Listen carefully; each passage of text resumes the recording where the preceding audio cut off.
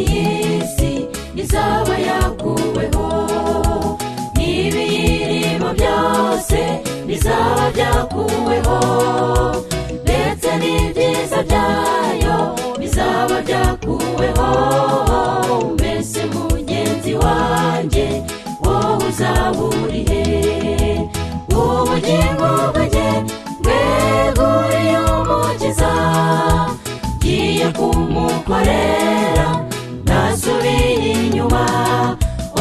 Mfashe icyemezo kandi nisubiyeho, nzakorera Uwiteka n'ikibumbano cye. Ubugingo bwanjye bweguriye Umukiza, ngiye kumukorera ntasubiye inyuma. Mfashe icyemezo kandi nisubiyeho, nzakorera Uwiteka n'ikibumbano cye.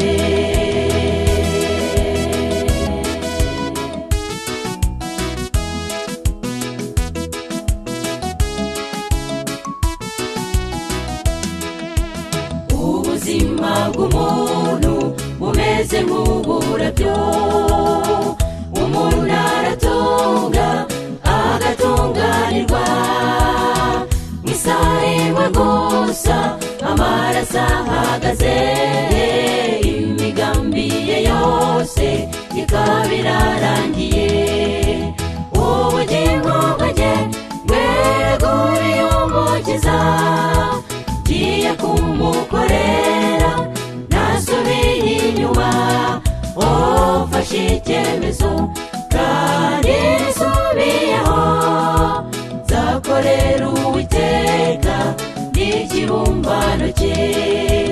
Ubugingo bwanjye bweguriye Umukiza, ngiye kumukorera ntasubiye inyuma.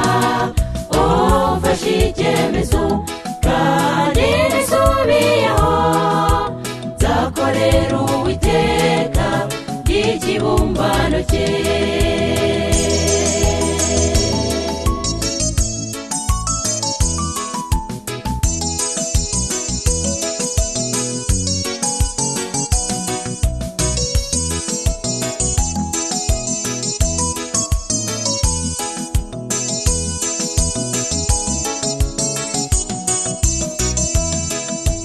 Igihe ni gitoya umwami akagaruka, azatsemba ikibi ndetse n'igisa nacyo. Mbese mugenzi wanjye ntuzajyana nacyo? Ngayibaza uyu munsi kandi ufata umwanzuro. Umwami Yesu agiye kugaruka, azabashagawe n'abamarayika.